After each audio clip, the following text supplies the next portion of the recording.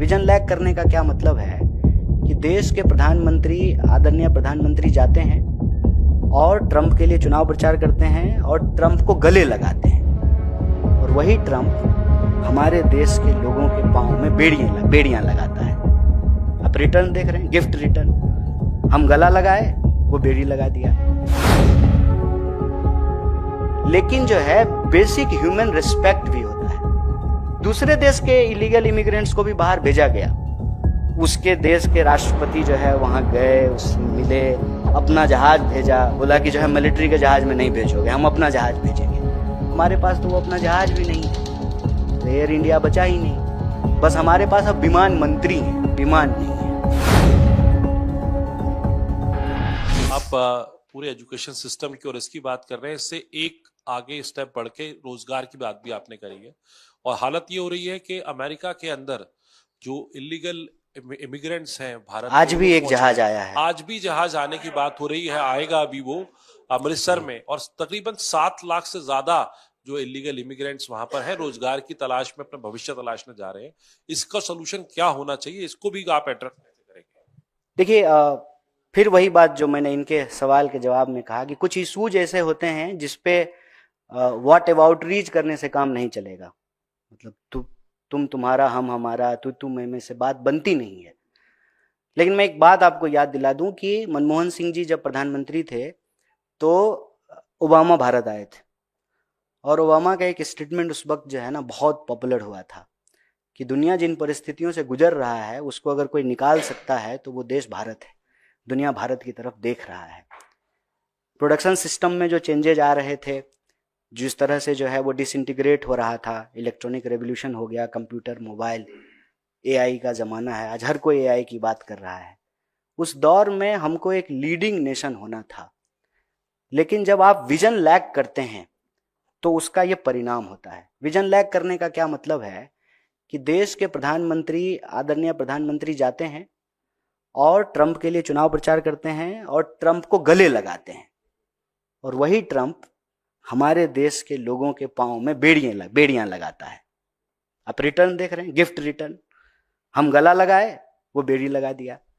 हम ये नहीं कह रहे हैं कि इलीगल लोगों के ऊपर कार्रवाई किसी देश को करने का अधिकार नहीं है, लेकिन जो है बेसिक ह्यूमन रिस्पेक्ट भी होता है। दूसरे देश के इलीगल इमिग्रेंट्स को भी बाहर भेजा गया। उसके देश के राष्ट्रपति जो है वहां गए, उससे मिले, अपना जहाज भेजा, बोला कि जो है मिलिट्री के जहाज में नहीं भेजोगे, हम अपना जहाज भेजेंगे। हमारे पास तो वो अपना जहाज भी नहीं है, तो एयर इंडिया बचा ही नहीं। बस हमारे पास अब विमान मंत्री हैं, विमान नहीं है। तो ये एक सीरियस कंसर्न है।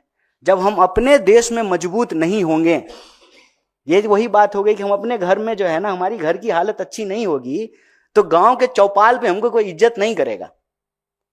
हमारे गांव में जब हमारी इज्जत तब मिलेगी जब हमारा घर, हमारे घर के सदस्य, उनके बीच में आपसी संबंध, हमारी घर की आमदनी, हमारे घर के लोगों का समाज के प्रति व्यवहार, उससे गांव के चौपाल पे जो है हमको इज्जत मिलेगी।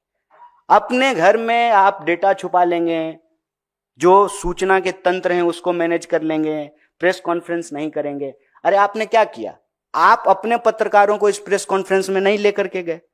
आपका पत्रकार होता तो पलट करके ट्रंप से पूछता ना एक क्वेश्चन, जब वहां की मीडिया आपसे एक प्रश्न पूछ रहा था। आपका भी पत्रकार पूछता ट्रंप से, ए भाई आप इधर आकर के कहते हैं भारत हमारा दोस्त है और हमारे लोगों को बेड़ी लगा के भेज रहे हैं, एक सवाल पूछता ना। आपने जाने ही नहीं दिया। तो सूचना तंत्र को कंट्रोल करके, आप जैसे घर का मुखिया आप अपने घर में चला लेंगे, कोई बोलेगा तो जोर से डांट देंगे, कहेंगे इसका खाना बंद कर दो, इसको शाम को खाना मत देना। लेकिन गांव की चौपाल पे आपको इज्जत तो आपके घर की हालत से मिलेगी ना। हमारी इकोनॉमी अगर सही तरीके से फ्लोरिश करेगी, 8 का क्राइसिस, इसीलिए मैंने आपको ओबामा का वो विजिट याद दिलाया। दुनिया भर में 8 की क्राइसिस थी, और 8 के क्राइसिस में जो मंदी थी, भारत जो है फ्लोरिश करता रहा। हमारे ऊपर फर्क नहीं पड़ा, क्योंकि कल्चरली हमारा बचाने का स्वभाव है। हम लोग क्या करते हैं, अगर 2 रोटी कमाते हैं तो 1 रोटी बचाते हैं फ्यूचर के लिए, भविष्य के लिए। पुराने जमाने में 5 जो है ना घड़ा रखा रहता था घर में, एक एक मुट्ठी अनाज सब में रखा जाता था, फिर खाना बनाया जाता था। बचाने की प्रवृत्ति है हमारी, भारतीय होने के चलते, और वो बचाने की प्रवृत्ति के चलते हमारी इकोनॉमी सरवाइव कर गई। अगर हमारे देश के किसान आत्महत्या कर रहे हैं, हमारे देश के जवान आत्महत्या कर रहे हैं, अगर इस देश के 80 करोड़ लोग 5 किलो अनाज लेने के लिए लाइन में लगे हुए हैं और इस देश का एक व्यवसायी 5,000 करोड़ रुपया जो है अपने बेटे की शादी में खर्च करता है, तब आपको लगता है कि आप मीडिया में बार बार ये बोलेंगे 5 ट्रिलियन की इकोनॉमी और 5 ट्रिलियन की इकोनॉमी, इससे जो है दुनिया में हमारी धमक स्थापित होगी, इससे जो है डंका बजेगा? नहीं बजेगा। भारत के लोगों को अपमानित किया जाएगा और वही किया जा रहा है। इसी से निकलने का रास्ता है कि हम अपने देश के एजुकेशन सिस्टम को बेटर करें, हम अपने देश के नौजवान जो हमारी सबसे बड़ी शक्ति है उसका सकारात्मक और रचनात्मक तरीके से इस्तेमाल करें, इस देश के जो प्रोडक्शन सिस्टम है उसको हम मजबूत करें, जो वर्ल्ड इकोनॉमी में, वर्ल्ड कंपटीशन में जाकर के कहीं स्टैंड करें। मुझे बताइए कि लुधियाना और सूरत का कपड़ा क्या जो है वर्ल्ड इकोनॉमी में कंपटीशन नहीं कर रहा था? कर रहा था। क्या हमारा आम, हमारा केला, हमारी चाय, हमारी कॉफ़ी जो है, हमारा चमड़ा, हमारी टेक्नोलॉजी, हमारे सॉफ्टवेयर इंजीनियर, हमारा जो है इसरो, क्या हम वर्ल्ड में कंपटीशन नहीं दे रहे थे?